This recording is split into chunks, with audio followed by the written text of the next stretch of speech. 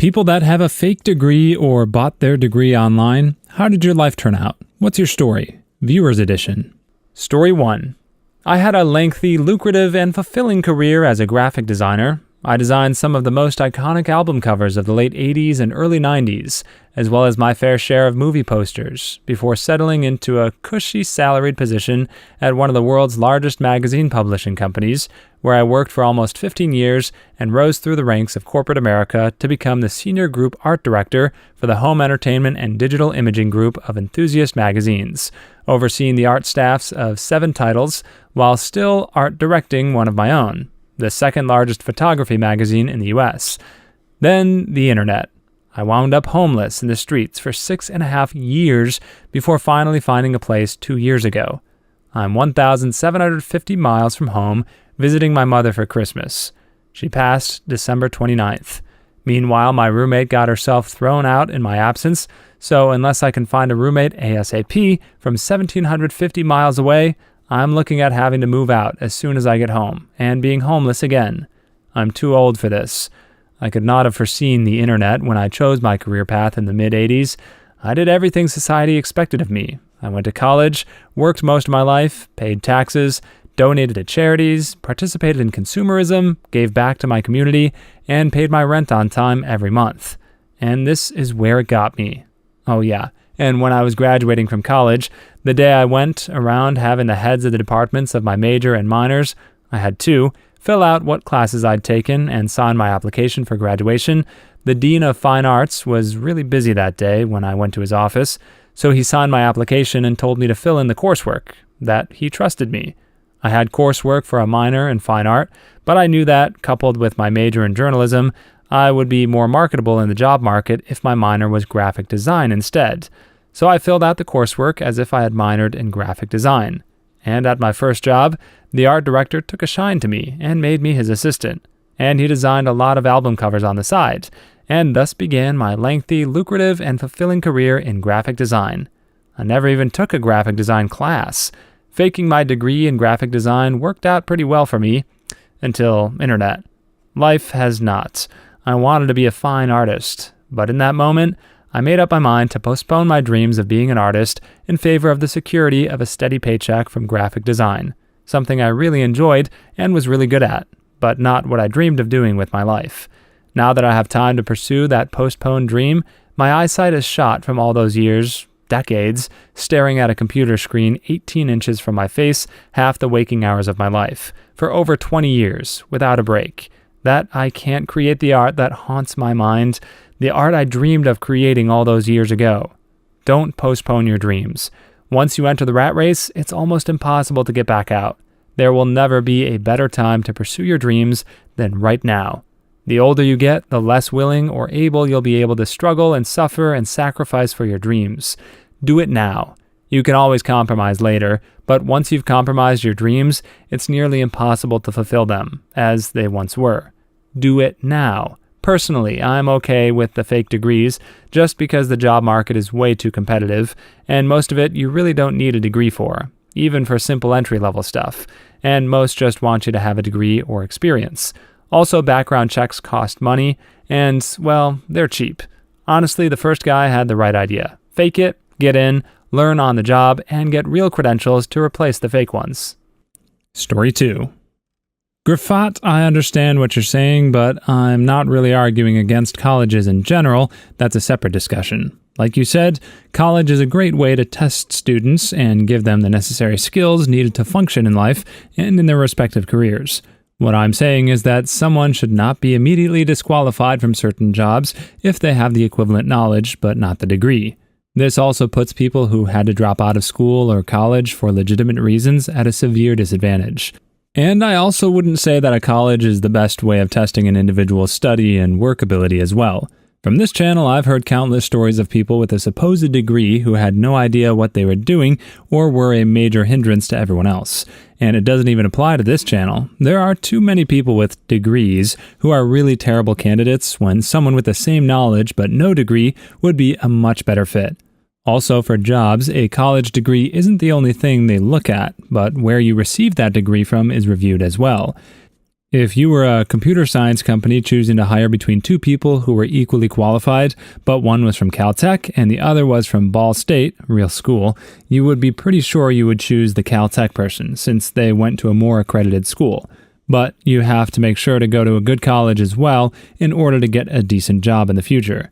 But I won't try to make myself sound like a hypocrite. If you can get a college education and degree, then you absolutely should.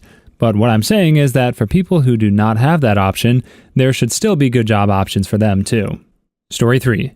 I will say this much. If you buy a degree and are doing something where people believe you with impunity, that's wrong. I've read quite a few horror stories of people buying doctorates and getting advising positions and, well, prescribing stuff they shouldn't, and people passing away. This stuff is not fine. You are being paid for your degrees or previous employment. It's for the value you bring to your company. If they don't like your work, they should fire you. If they do like it, there's no problem. Programming is a great example of employers requiring certs for no reason. This is especially dumb with management stuff. They want you to get a master's in some somewhat associated field to get a promotion, just so they can use it as an excuse for liability of not giving somebody else the promotion. There are only a few positions that shouldn't be done in: doctors and nurses, architects signing off on buildings, and stuff like that. The proper way to do this is to take the education off the resume and keep applying with your experience. The teaching of English in Taiwan was a real phenomenon. During the 2000s, maybe until the mid-2010s, lots of English-speaking dirtbag losers could land English teaching jobs in Taiwanese cram schools. They'll never make it into real schools, though, but the demand for cram school teachers was huge. Cram schools would take you in just because you're white or black and speak English. Some small-scale cram schools don't even ask you for your degree or cert. Cram schools also pay their teachers very well because their profit margins are pretty high. Authorities even once caught a serial R person who fled here and had a fresh start posing as an English teacher. He was extradited to face trial, and it was a pretty big deal back then. But times have changed. Taiwan's population is severely aging now, so there's very little demand for teachers. Story 4. When I was 18, I studied for a GNVQ in media production. However, towards the end of the second year, I decided to drop out, as I was hating the subject and had abandoned the idea of working in television. When I told my tutor I was leaving, she freaked out and said that due to a bunch of people already dropping out, her funding for next year would go down if she lost any more students. I was so angry that her main priority was funding that I left there and then, about 3 months from the end of the course. Fast forward 2 years later, and I decide I want to pursue a career in graphic design. I applied for a local university under the assumption that I would need to do a 1-year art foundation course to be able to take an art degree. Come to the interview to get into uni, and I'm told by the course tutors that I don't need to do a 1-year foundation, as I'd already achieved a passing grade in media production, which was the equivalent of a 1-year art foundation course. I was able to work out later that my GNVQ media tutor had done, something to get me a grade on a course I had dropped out of. I don't know to this day if she called in a favor or just submitted someone else's work as my own, but either way, I had been walking around for 2 years completely unaware that I had an, albeit crappy, qualification. I know this doesn't count as a fake degree, but my fake GNVQ led to me getting a degree, so kind of the same, I guess. Also, try to imagine me in a university interview, scrambling to explain why I didn't think I was already qualified to take the course without letting the cat out of the bag. Story 5. Rule of thumb, most people are lazy. They will cut corners and skip steps whenever possible. If running a background check on you is a huge hassle and rarely ever ferrets out people lying about their credentials, then such people get complacent. Say they ran the check, sign off, and move along. This works the same with your references. Go ahead, put some references down on your job application. After you get the job, ask your references if they ever received a call. Most will say no. In most places, the references are a formality because all bosses know that you aren't going to put someone on your resume who makes you look bad. We know your references are going to say, "Yep, great worker, best there ever was," and move along. Welcome to reality. It's easy to fake things because people are lazy and don't care. Until they suddenly have to care. I'd wager the people who hired them without the background checks never got fired. Unless they do get fired, they'll continue to be lazy about doing those checks. Even our own HR department is like that. We knew a prospective employee was in the news a few years back for embezzlement. HR ran a background check and never turned up the conviction. We didn't hire them anyway, because most of the staff had been following the news story at the time. It was a local resident. HR obviously didn't do its job if they didn't find the conviction. This "we turned up nothing" is pretty common. So as long as you never volunteer that information, you'll never really be found out. This is definitely a true thing that happens, at least in my experience. I know a lot of people who do audits of companies, both national and international, and the amount of things that are found to be swept under the rug as part of normal operations is pretty astounding. And then, of course, you sometimes get auditors who are lazy themselves, so they'll sweep stuff under the rug, even though their primary job function is to mitigate these types of risks. And that's how you get massive audit scandals when the negligence or straight-up fraud all comes to light. Story 6. My main issue with businesses requiring college degrees for jobs is that they really do not need them. For example, I could be a great computer programmer with a lot of experience and have held a few jobs, but I would never be able to apply for higher paying jobs because I never got a degree from X university. Even if I was a better candidate than a person with an actual degree, I would still be restricted because of a piece of paper. Now, don't get me wrong, if you have the ability to get a college degree, then by all means, get one. I'm saying that it should not be a requirement for companies because not everyone has the ability to get one. There are people who have to drop out of high school and college for so many reasons, family issues, money, etc. Those people can be just as good candidates, if not better, than people with actual degrees if they were given the proper training. And these days, most companies already give their new staff company-required training before they even begin their new jobs. A lot of people already say that what you learn there and your first 2 weeks on the job is way more valuable than most of the stuff you learn in college. So I'm unclear as to why you would need a college degree for most companies. Story 7. Long story short, I didn't fake a degree hit. I'm very glad I didn't get one immediately. My sisters went to college and are a nurse and a doctor, respectively. They're both financially illiterate and work far harder than they need to for far less than they're worth. The nurse is now a nurse practitioner, and the doctor is a general practitioner. I went to uni for the first 2 years and dropped out of a maths degree. I bought a home when I first started college and rented it out to students and eventually my sister's friends. I paid $800,000 and sold it for $1.4 million. I'd paid off about $400K in that time. I worked flying around the world doing different jobs that interested me, and by the time I was 30, settled down in a nice area with a few homes and some land. COVID hit, and due to demand for my skill set being needed, I earned a lot of money the last 2 years. Don't get me wrong, I'm very well qualified in a few things. I have since gotten a master's and many accredited qualifications. My sisters are both paying off huge debt, and frankly, their fields of work suck harder than vacuum. Lucky investments and a regular lifestyle have meant that my earnings far exceed my expenses. It also helps that my partner is also like-minded. Story 8.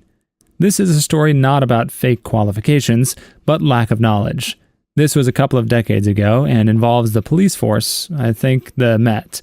Now, you can get on the fast track if you have a degree and do 1 year as a cop on the beat. You then get to run parts of the police force in an admin position without having to associate with those nasty criminals or uneducated police officers. Now, they also had a thing called affirmative action, which meant if you had the right skin color, well, they promoted you. So this officer rose through the ranks, getting yearly promotions or even sooner. The problem arose in that he got promoted well above his level of competency, and it showed badly. Well, of course, they could not sweep it under the rug, and they fired him for his incompetence. Well, obviously, he did not like this and sued them for firing him for, I think, close to 7 figures, maybe more. His case, sure, you are entirely correct. I'm incompetent, but you gave me those promotions, even if I was not good enough. He won and retired at an early age. Story 9. I was using computer science as an example, but you're right in that regard because a degree is not needed for that field.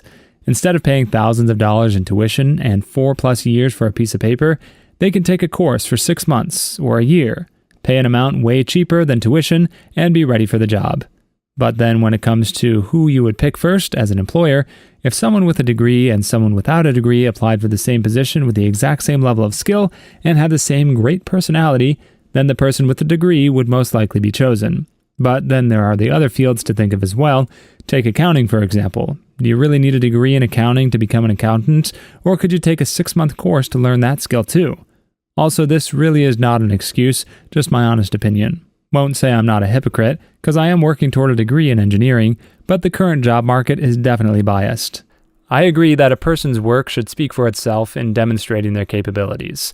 But yeah, in this given scenario where, all things considered, the two candidates are identical with the exception of one having a degree and the other not, it does seem to give them an edge, if only for the fact that degrees are regarded as having put in some amount of determination to pursue a goal, which is not entirely true because there are ways to cheat your way through school or falsify records, and also there are people who are very determined but undergo unfortunate circumstances that force them out of pursuing the degree. So it's not an end-all be-all tell of a person's character. Story 10. I used to work in HR, and I have checked backgrounds for a number of companies, or hired companies to do it for us, and I have terminated people who have lied on their applications for any number of reasons, including their education or employment, be it a company, title, or even the dates of employment. We even caught a couple who were living together, one of whom was a direct report of the other in the same department. Caught them on payday, same address, dipwads, and terminated the same day. The annoying thing about that one was that if they had been honest, one of them could have been moved to a different supervisor, and neither would have been terminated. But nope, that's not how it shook out. It's not a good idea to lie about things you will get caught doing at work, especially if your life follows you electronically. So if you're going to lie or fudge something, you really have to be insanely careful about it and have all your bases covered. Story 11. I knew a guy who faked his way through a job interview to be a welder. He then learned welding from a coworker who kept his secret under wraps. A different coworker caught wind of this after a few months and reported him. It played out like this. So, John, Bill here tells me that you're not who you say you are. Care to explain? I'm not a welder. I faked my way in. I never went to school for it. I have no experience. Yeah, but you show up on time and you've been doing okay so far. I'm raising your pay by $4 an hour. Now both of you get the frick out of my office and get back to work. He continued his job there for 2 more years until the company went out of business. Story 12. It depends. Most high-paying jobs don't care about PhD, but will often look at if you have a bachelor's or master's. Unfortunately, it's sad though, there could be someone who self-educated themselves at home and learned all about programming and coding, but because he doesn't have a piece of paper from a uni, employers would think he's not educated. That's why I think the education system is corrupt. Not to mention all the money you will be spending on uni. The person who self-educates themselves could be in a good position to make their own software, game, app, etc., and make more money than anyone who's working for an employer. Story 13. And then there's Google that hires the brightest of the brightest. And then some of those people basically leave because basically they do nothing productive because Google does not actually structure the workplace introduction. Either people figure out how to work Google or they figure out how to leave Google. This is also why hiring ex-FANG employees is such a wild card. Those people are really amazing in certain aspects, but may have some quirk that make them incompatible with more traditional work structures, or nor work structure because they think money rolls in automatically when you have a product. Story 14. To each is their own. I retain pretty much all the information I've learned, but I also use it every day. Also, after my Spell Grants, I'll have my BA for $15,000. But this will open up hundreds of jobs in my field that pay over $100,000. College isn't for everyone, but it is definitely beneficial to seek higher education. I could see how getting a degree in something like art could be a waste of money though. Also, I go to school part-time, so it's not that much work. I legit clock out of my job and do schoolwork for like an hour. Story 15. I disagree. College gives you a lot of information and training. Take computer science as an example. Through doing projects, giving presentations, and learning to rely on yourself when in need to study, all is important for your career. Not that you need it to be successful, but the picture you're making of degrees is just not real. They're actually way easier for determining the one's ability to study, but in the price of leaving other great candidates, because you can't test everyone at everything while having your own business. Story 16. Petty, but at least there's the least difference in qualification between a made-up degree and a degree in make-believe. My landlord has a doctorate in divinity from Yale. He's very academically intelligent to talk with, but still thinks God and angels are real, and is teaching his sons that the Native Americans were originally Christians before the colonist Joseph Smith translated their whole history for them. Please leave your stories in the comments. I'd love to make a video of them in the future. Also, don't forget to like and subscribe.